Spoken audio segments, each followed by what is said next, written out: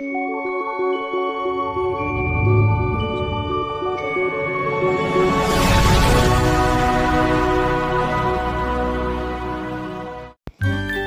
बंधुरा welcome to my channel Mishtu मम चैनलটিতে সবাইকে স্বাগত। আজ আমি আপনাদের সাথে শেয়ার করছি এক মশলা পাস্তার একটা রেসিপি।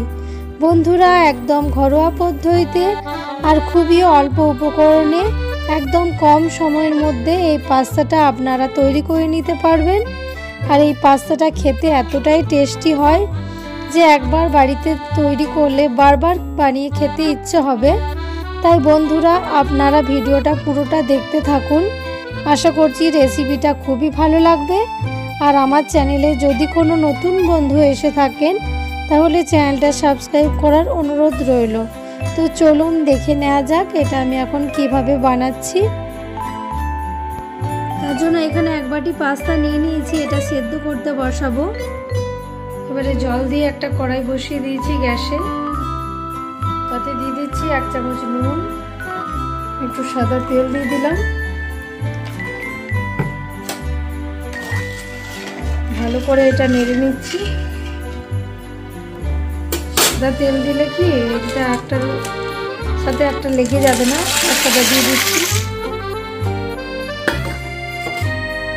সেদ্ধ করার সময় অবশ্যই সাদা তেল দেবেন, তাহলে একটার সাথে একটা পাস্তা লেগে যায় না। এটা 2-3 মিনিটের মতো ভালোভাবে সেদ্ধ করে নেব। দেখো পাস্তাটা আমার ভালোভাবে সেদ্ধ হয়ে গেছে। এটা 4 মিনিটের মতো এটা সেদ্ধ করে নিয়েছি। এবার এটা ছেঁকে তুলে নেব।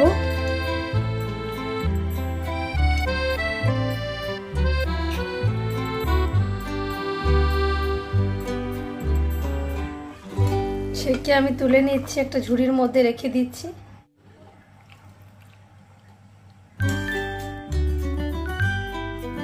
পাস্তাটা আমি ছেঁকে রেখে দিলাম এই ঝুড়িটার মধ্যে। যদি এক্সট্রা কোনো জল থাকে বেরিয়ে যাবে। কি সুন্দরভাবে সেদ্ধ হয়েছে দেখো বন্ধুরা। আর তেল দেওয়ার কারণে একটার গায়ে একটা লেগেও যাচ্ছে না। এটা এখন আমি সরিয়ে রেখে দিচ্ছি। তার জন্য এখানে আমি নিয়ে নিয়েছি 2টো ডিম, এখানে গাজর কুচো করে রেখেছি, ক্যাপসিকাম কুচো করে রেখেছি, 2টো লঙ্কা কাঁচা লঙ্কা কেটে রেখেছি, 2টো টমেটো কেটে রেখেছি, আর ধনেপাতা কুচো করে রেখেছি, আর এখানে পেঁয়াজ কুচো করে রেখেছি, আর একটু রসুন থেতো করে রেখেছি। এদিকে একটা কড়াই বসিয়ে দিয়েছি, তাতে দিয়ে দিলাম 3 টেবিল চামচ সাদা তেল। এবারে তাতে দিয়ে দিচ্ছি টমেটো কুচোনোটা দিয়ে দিলাম। এটা প্রথমে টমেটোটা একটু ফ্রাই করে নেব, তারপরে বাটবো। এই একটু ফ্রাই করে নিয়ে বাটলে কালারটা বেশ সুন্দর আসে। একটু মতো জল দিয়ে দিলাম। এবারে দিয়ে দিলাম 1/2 চামচ মতো দিয়ে দিলাম কাশ্মীরি লঙ্কার গুঁড়ো কালারের জন্য। 2 মিনিটের মতো একটু ফ্রাই করে নিচ্ছি। এবারে একটু নুন দিয়ে দিলাম।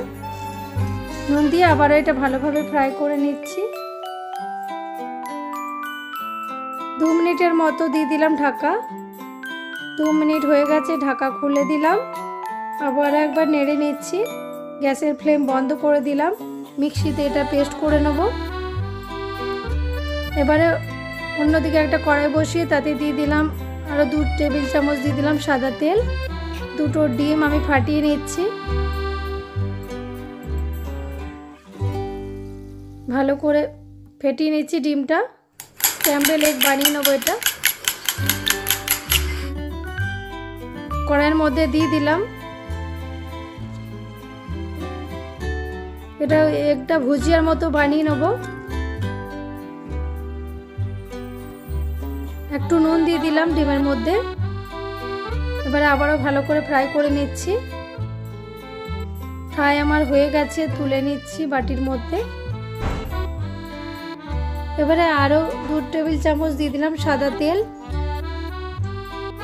দিয়ে দিলাম একটু মতো গোটা জিরে দিয়ে দিলাম, দিয়ে ফ্রাই করে নিচ্ছি হালকা। এবারে এর মধ্যে কুচনো রসুনটা দিয়ে দিলাম। দিয়ে রসুনটা দেওয়ার পর ভালোভাবে ফ্রাই করে নিচ্ছি। এবারে পেঁয়াজ কুচোনোটা দিয়ে দিলাম এর মধ্যে, দিয়ে একটু ফ্রাই করে নিতে হবে 2 মিনিটের মতো।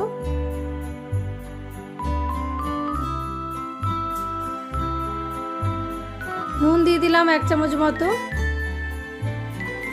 দিয়ে আবার এটা ফ্রাই করে নিচ্ছি।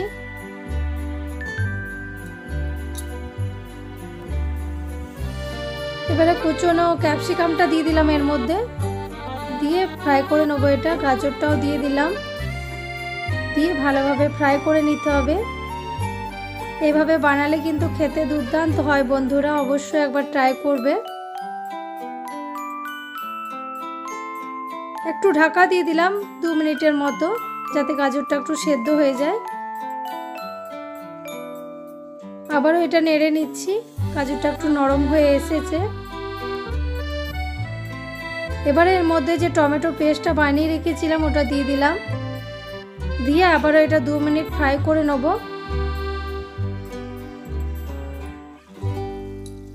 মিক্সির বাটিটা ধুয়ে একটু জল দিয়ে দিলাম, জল দিয়ে আবার এটা ফ্রাই করে নিতে হবে। আর একটু নুন দিয়ে দিলাম, নুনটা কম হবে কারণ কম নুন দিয়েছিলাম তখন।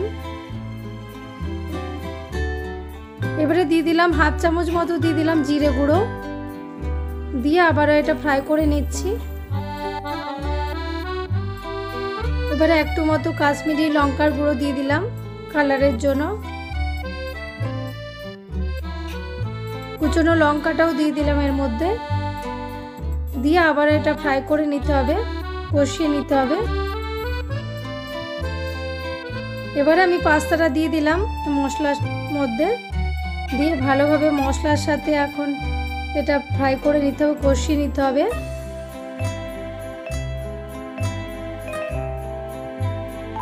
ভালো করে মিক্স করে নিচ্ছি আমি।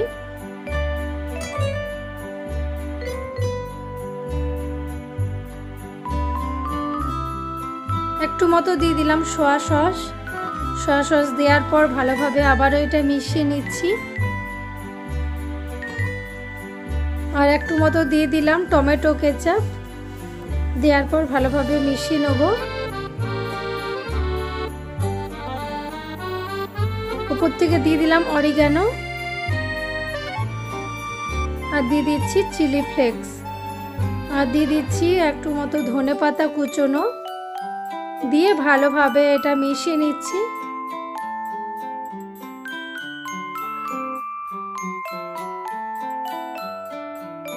ডিমটাও দিয়ে দিলাম এর মধ্যে, এবারে দেওয়ার পর ভালোভাবে আবার এটা মিশিয়ে নেব।